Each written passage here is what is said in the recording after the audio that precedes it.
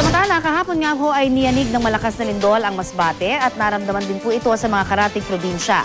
Resulta nito, 10 ho ang nasugatan at karamihan sa kanila mga bata pa. Ilang gusali rin po ang napinsala. Tunghayan po natin ang naging karanasan ng mga kababayan natin doon.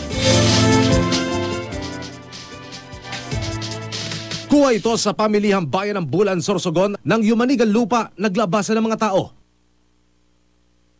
Matapos ang pagyanig, tumambad ang pinsala. Ang school building sa Bulan nagkabitak sa sahig at pader. Sa kabila nito, ituloy pa rin ang klase sa ilalim ng puno at stage. Pero sa Masbate City, agad kinansela ang klase sa lahat ng antas. Ang sanglaan at ang fast food outlet na ito, dalawa lang sa marami pang gusali sa lungsod na napinsala. Sa isang hardware, nagkabasag-basag ang mga salamin. Si Hughes Cooper Arvin J. Balatukan, kinunan din ang epekto ng lindol gamit ang kanyang cellphone camera. May nakunan din siyang bakod na nagiba. Kwento naman ng asawa niyang Hughes Cooper na si Sheila May Balatukan, nakaramdam na raw sila ng aftershocks. Ayon nga sa FIVOX, mayroon ng hindi bababa sa 3 aftershocks. 10 ang naitalang sugatan, pawang mga taga Masbate City. Bata ang 6 sa kanila, edad 2 hanggang 10 taong gulang. 3 kilometro lang sa hilaga ng Masbate City ang sentro ng lindol. Sa ngayon, maayos naman daw ang linya ng kuryente at telekomunikasyon. Eksaktong 1 buwan noong February 6, niyanig ng magnitude 6.9 na lindol ang Negros at Cebu. Sa huling tala ng NDRRMC, 51 ang nasawi sa lindol na yon, mahigit 100 naman ang nasugatan. Isang araw naman po matapos ang lindol, kamustahin naman natin ang mga kapuso natin sa Masbate. Alamin natin kay Governor Rizalina Siachon Lanete ang kanilang kalagayan doon. Siya po ay nasa linya ng ating telepono. Magandang hapon po sa inyo. Magandang hapon din po sa inyo, kabayan. Mga kamusta lang po kami, may update na ho ba tayo kung kamusta na ho ang ating mga kababayan dyan po sa inyong lugar? Well, we experienced aftershocks this morning, no? So, hindi naman masyadong malakas and everything is going as normal na ngayon, no? As of now, everything is normal. All roads and bridges are passable. So, as we have learned yesterday po, meron tayong mga 10 injured people, though most of these are children from 2 to 10. Yun ang nakayapak ata ng mga basag na bote, and some of them nahulugan ng TV sets. But everything now is normal. Classes in all levels are back to normal po. Minor lang ho ito mga nasugatan, yung mga injuries nila? Opo.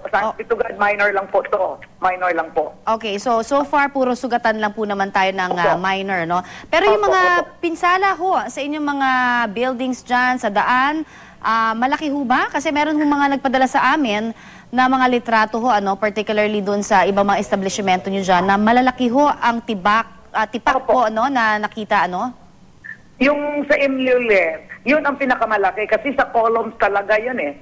Nagmula yung crack nila.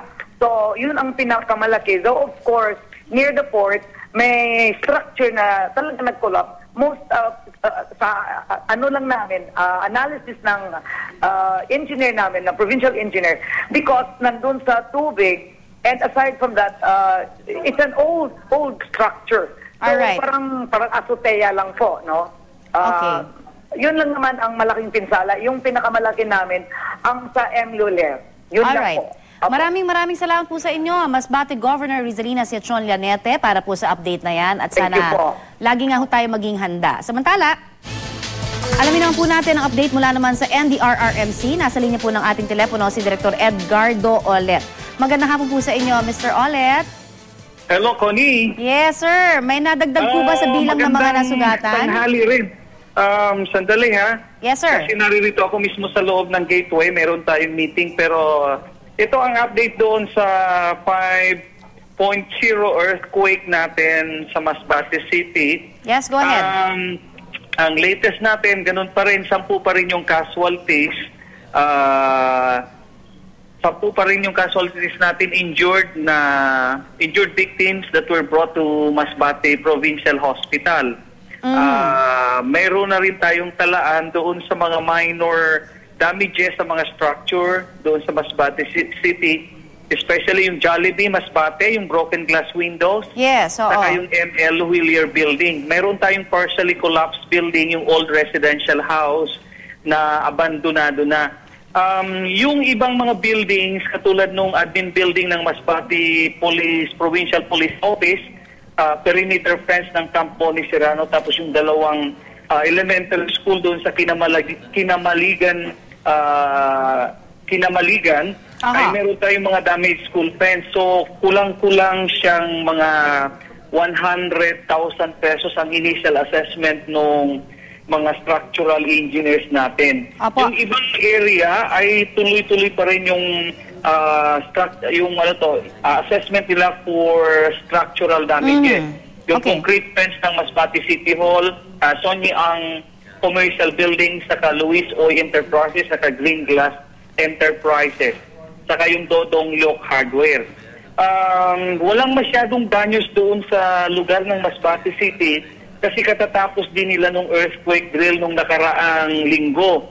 Dahil doon sa ating inilunsad na nationwide earthquake drill para maging mataas ang pamalayan ng ating mga mamamayan patungkol sa tamang pag-respond pag mayroong earthquake. Yes, sir. Director Olet, nabanggit niyo rin ho kasi na maganda ho na nakapaghanda yung ating mga iba't ibang probinsya, no? So tuloy-tuloy ho tayo sa pagbibigay pa rin ng koordinasyon, syempre with the local government para po sa pagiging handa ng bawat probinsya. Lalo't, ito hong lindol na ito, parang nag-anniversary ng isang buwan lang yung kabila. Ito naman ngayon.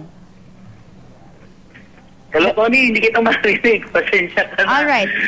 May 5 aftershocks tayo actually after the main shock na nai-record ayon sa Philippine Institute of Volcanology. Nasa blue alert status pa rin ang Operation Center. Mayroong inilipad na assessment team coming from Region 5 ng Philippine Air Force today para magsagawa ng comprehensive na structural inspection saka assessment ng mga damages. Yun ang magiging latest update natin siguro. Yes, sir. Mamaya. For now, business as usual doon sa lugar at kinordon lang yung mga lugar na kung saan may nakitang mga major cracks katulad ng Luwilier establishment na yung mga major columns nila mismo ang kinakitaan ng malalaking crack. So far, yung yung kuryente, okay naman siya, nakabalik na doon sa lugar na yon. Alright, maraming salamat po sa inyo, Director Edgardo Olet ng NDRRMC.